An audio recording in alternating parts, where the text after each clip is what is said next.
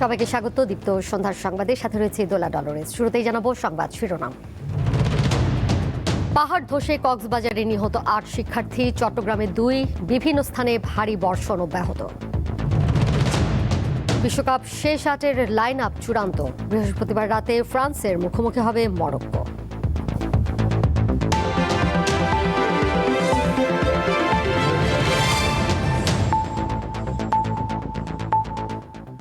ভারী বর্ষণে কক্সবাজারের উখিয়ায় রোহিঙ্গা ক্যাম্পে পাহাড় ধসে ৮ শিক্ষার্থীর মৃত্যু হয়েছে।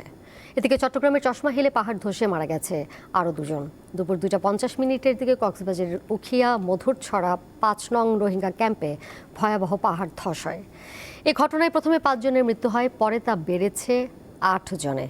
উখিয়া উপজেলার নির্বাহী কর্মকর্তা জানান, ক্যাম্প ৫-এ মধুরছড়ার একটি রোহিঙ্গা লার্নিং সেন্টারে এ ঘটনা ঘটে।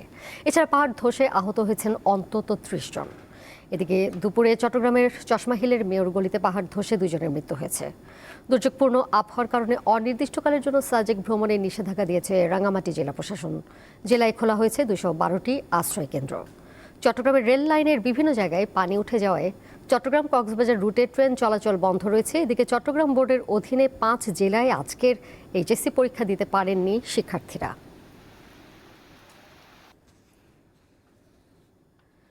দুর্যোগপূর্ণ আবহাওয়ায় সাজেকে ৫ শতাধিক পর্যটক আটকা পড়েছেন। এমন পরিস্থিতিতে সাজেক ভ্রমণে নিষেধাজ্ঞা দিয়েছে প্রশাসন। বন্ধ রাখা হয়েছে জেলার সকল প্রাথমিক বিদ্যালয়ে। জেলায় খোলা হয়েছে ২১২টি আশ্রয় কেন্দ্র।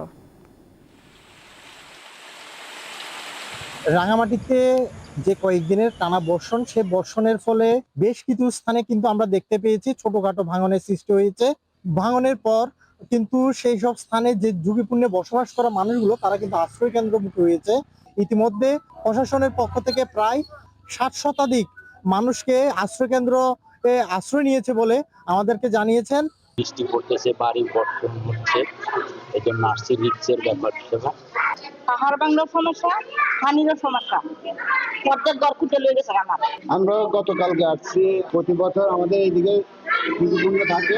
পর্যটকরা কোনো ধরনের ক্ষয়ক্ষতির সম্মুখীন না হয়, তার কারণে মঙ্গলবার সন্ধ্যায় রাঙামাটি জেলা প্রশাসনের পক্ষ থেকে সাজেকের সকল ধরনের পর্যটন স্পটে ভ্রমণ নিষেধাজ্ঞা জারি করা হয়েছে। তাদের সংখ্যা প্রায় ৫ শতাধিক বলে আমরা ইতিমধ্যে জানতে পেরেছি। বেশ কিছু স্পটে পাহাড়ি ঢল নেমে রাস্তা ডুবে যায়, যার কারণে এখনো পর্যন্ত সাজেকের এই সকল পর্যটকদের তাদের নিজ নিজ গন্তব্যে পাঠানো সম্ভব হয়নি। তবে আমি সাজেক কটেজ মালিক সমিতির সাথে কিছুক্ষণ আগেও কথা বলেছি। তারা আমাকে নিশ্চিত করেছেন এখনো পর্যন্ত যে সকল পর্যটক সেখানে আটকা পড়া আছে, তারা সকলে সুস্থ আছেন। পানি কমার সাথে সাথেই প্রশাসন তাদেরকে নিজ নিজ গন্তব্যে পাঠিয়ে দেওয়ার ব্যবস্থা করবে বলে তারা আমাকে জানিয়েছেন। রাঙামাটি থেকে এই ছিল আমার কাছে সর্বশেষ মিশুদে দীপ্ত সংবাদ। টানা ভারী বৃষ্টিতে কক্সবাজারের অন্তত ১৬টি ইউনিয়নে বন্যা ও পাহাড়ি ঢলের পানি ঢুকে প্লাবিত হয়েছে। ভেঙে গেছে নদী ও খালের ছোট বাঁধগুলো।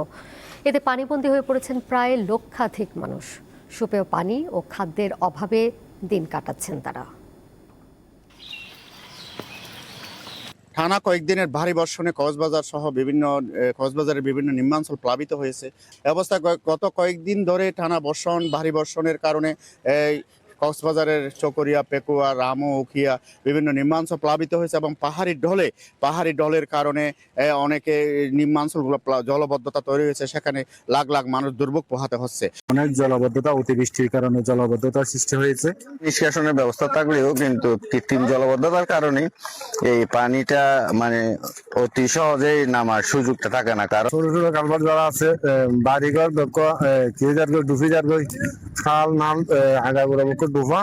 এবং এই অবস্থায় কক্সবাজার জেলা প্রশাসন যারা স্কুল এইচএসসি পরীক্ষা স্থগিত ঘোষণা করেছে এবং পাশাপাশি Cox's Bazar rail station rail line পানির নিচে তলিয়ে যাওয়ায় সেখানে রেল চলাচল স্থগিত করা হয়েছে। পাহাড় ধসের যে আশঙ্কা তৈরি হয়েছে সেই আশঙ্কা আর উপর ভিত্তি করে কক্সবাজার জেলা প্রশাসন ও উপজেলা প্রশাসনগুলো তাদের মাইকিং করে যাচ্ছে এবং মানুষকে সতর্ক করা হচ্ছে। আমরা যেটা জেনেছি কক্সবাজারের যে সেন্ট মার্টিন উপজেলা সেখানে খাদ্য সংকট দেখা দিয়েছে এবং নৌ চলাচল বন্ধ রয়েছে।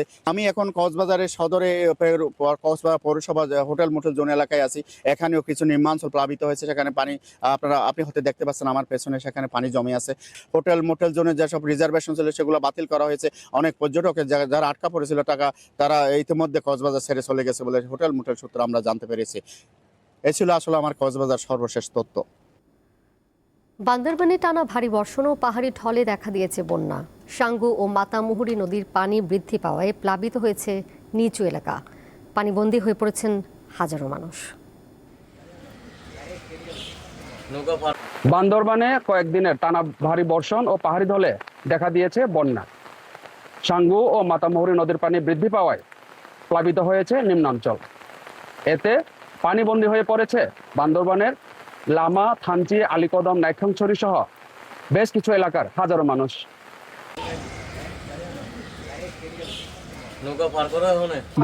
খানা দানা নাই, খানা দানা বন্ধ হয়ে গেছে। এখন আমার বাথরুমের ব্যবস্থা নাই। আমাকে ঘর বাড়ির কিছুই নাই, মনে করেন অনেক মালামালাম রয়ে গেছে, তলাই রয়েছে। বৃষ্টি পানি ঘর বাড়ি বাসা ডুবে গেছে। কালকে থেকে খামু কোথায় দামু ওই আশ্রয় কেন্দ্রে এখন যাচ্ছি। আমরা আতঙ্কের ভিতরে আছি, কিন্তু আতঙ্কের ভিতরে থাকলে এখন মনে করেন সরকারের কাছে আমাদেরকে একটাই অনুরোধ, সরকারে যদি আমাদেরকে যদি একটু আশ্রয় কেন্দ্রটা খুলে দিত। এখন আইয়াহিনী আনাহিনী স্থান করিয়াহিনী রয়েছি, ঘরে পানি উঠতে আছে গলা সমান। গত 10 বছরে পাহাড় ধসে বান্দরবানে অন্তত 83 জনের মৃত্যু হয়েছে। কেমুয়াং মানমা, দীপ্ত সংবাদ, বান্দরবান।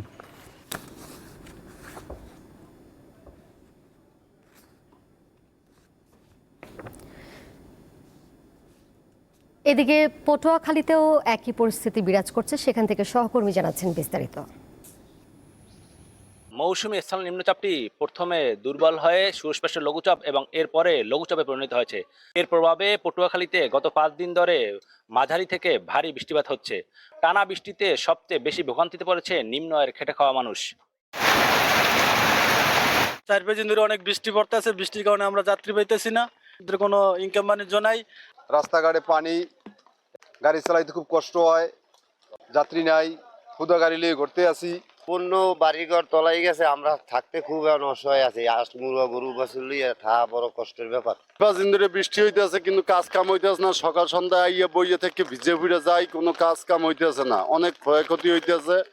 উত্তর বঙ্গোপসাগর ও তৎসংলগ্ন এলাকায় বায়ুচাপের তারতম্যের আধিক্যের প্রভাবে উপকূলীয় এলাকা দিয়ে যে কোনো সময় ঝড়ো হাওয়া বয়ে যেতে পারে। গতকাল সকাল 6টা থেকে আজ সকাল 6টা পর্যন্ত জেলায় 72.2 মিলিমিটার বৃষ্টিপাত রেকর্ড করেছে আবহাওয়া অফিস। পটুয়াখালীর পায়রা সহ দেশের সব সমুদ্র বন্দরকে 3 নম্বর স্থানীয় সতর্কতা সংকেত দেখিয়ে দিতে বলা হয়েছে। সেই সঙ্গে সকল মাছ ধরা ট্রলারসমূহকে নিরাপদ আশ্রয়ে থাকতে বলা হয়েছে। পটুয়াখালী থেকে মোহাম্মদ ইমরান, দীপ্ত টিভি। শেয়ার বাজারে বিনিয়োগকারীকে নিঃস্ব করার জন্য দায়ীদের চিহ্নিত করে সরকার ব্যবস্থা নেবে বলে জানিয়েছেন প্রধানমন্ত্রী তারেক রহমান। বুধবার জাতীয় সংসদের প্রশ্নোত্তর পর্বে প্রধানমন্ত্রী আরও বলেন, শেয়ার বাজার কেলেঙ্কারির অভিযোগ দুদকের মাধ্যমে ব্যবস্থা নেওয়া হয়েছে। এছাড়া শেয়ার বাজারে কারসাজি, অনিয়মের অভিযোগে সিকিউরিটিজ অ্যান্ড এক্সচেঞ্জ কমিশন কর্তৃক শাস্তিমূলক ব্যবস্থা নেওয়া হয়েছে। এরই অংশ হিসেবে 1497 কোটি টাকা অর্থদণ্ড দেওয়া হয়েছে বলে জানান প্রধানমন্ত্রী। এছাড়া শেয়ার বাজারে স্থিতিশীলতা ফিরিয়ে আনা সহ বিনিয়োগকারীদের আস্থা পুনরুদ্ধারের জন্য সরকার বদ্ধপরিকর বলেও জানান প্রধানমন্ত্রী। ধারাবাহিকভাবে শেয়ার মার্কেটের পতন ঘটিয়ে হাজার হাজার বিনিয়োগকারীদের নিঃস্ব করার জন্য যারা দায়ী তাদের চিহ্নিত করা সহ তাদের বিরুদ্ধে আইনানুগ ব্যবস্থা গ্রহণে বর্তমান সরকার পরিকল্পনা গ্রহণ করেছে। শেয়ার মার্কেট কেলেঙ্কারির সাথে আরও অন্যান্য যে সকল ব্যক্তি প্রতিষ্ঠান জড়িত কিনা তা উদ্ঘাটনের কার্যক্রম চলমান রয়েছে। কুড়িগ্রাম সীমান্ত দিয়ে পুশিন হওয়া শিশুসহ 4 নাগরিককে 1 বছর পর চাঁপাইনবাবগঞ্জ সীমান্ত দিয়ে ফেরত নিয়েছে বিএসএফ। বুধবার বিকেলে চাঁপাইনবাবগঞ্জের সোনা মসজিদ স্থলবন্দর ইমিগ্রেশন দিয়ে তাদেরকে বিএসএফের কাছে হস্তান্তর করা হয়।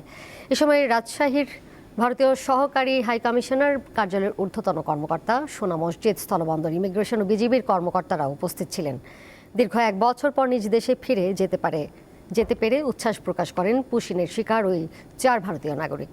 এর আগে গত বছরের জুনে কুড়িগ্রাম সীমান্ত দিয়ে 4 জন সহ মোট 6 জনকে পুশিন করে বিএসএফ। পরে আদালতের নির্দেশে গত বছরের 5 ডিসেম্বর 2 জনকে ফেরত নিলেও বাকি 4 জন চাঁপাইনবাবগঞ্জের এক জিম্মাদারের বাসায় 7 মাসের বেশি সময় ধরে অবস্থান করছিলেন।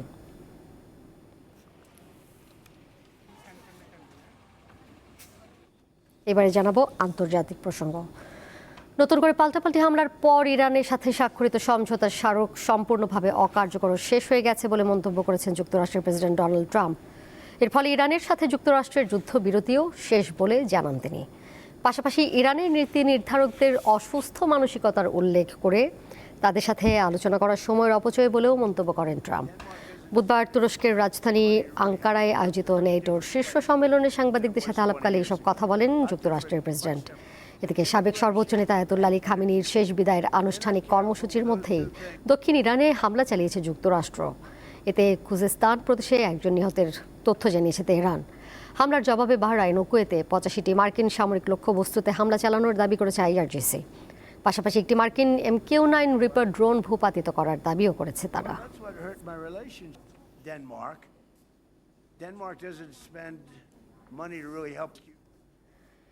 ইরাকে পৌঁছেছে ইরানের প্রয়াত সর্বোচ্চ নেতা আয়াতুল্লাহ আলী খামেনির মরদেহ।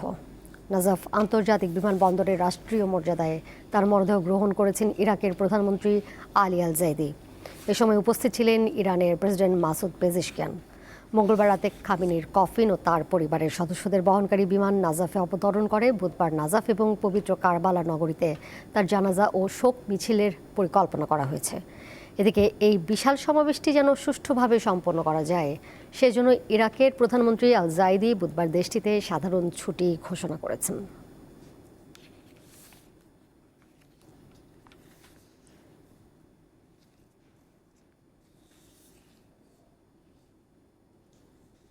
এবারে ক্রিকেট। জিম্বাবুয়ের বিপক্ষে 3 ম্যাচের ওয়ানডে সিরিজের দ্বিতীয়টিতে বৃহস্পতিবার মাঠে নামবে বাংলাদেশ। খেলা শুরু হবে দুপুর 1:30টায়। প্রথম ম্যাচে মাত্র 142 রানের লক্ষ্য তাড়া করতে নেমে 116 রানে গুটিয়ে যায় বাংলাদেশ। এতে 25 রানের হারে সিরিজে 1-0 ব্যবধানে পিছিয়ে রয়েছে সফরকারীরা। বৃহস্পতিবার সমতায় ফেরার লক্ষ্যে মাঠে নামবে বাংলাদেশ। স্বাগতিক জিম্বাবুয়ে চাইবে 1 ম্যাচ হাতে রেখেই সিরিজ জয় নিশ্চিত করতে।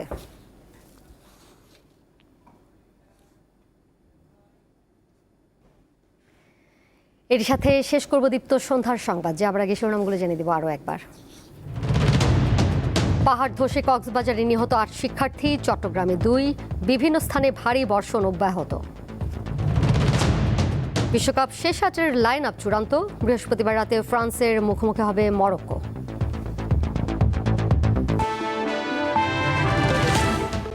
এই ছিল এখনকার মতো। পরের সংবাদ দেখবেন রাত 11টায়। এছাড়াও আরও তথ্য এবং বিনোদনের নানা খবরাখবর জানতে যুক্ত থাকুন দীপ্ত ডিজিটাল প্ল্যাটফর্মে। সবাইকে ধন্যবাদ।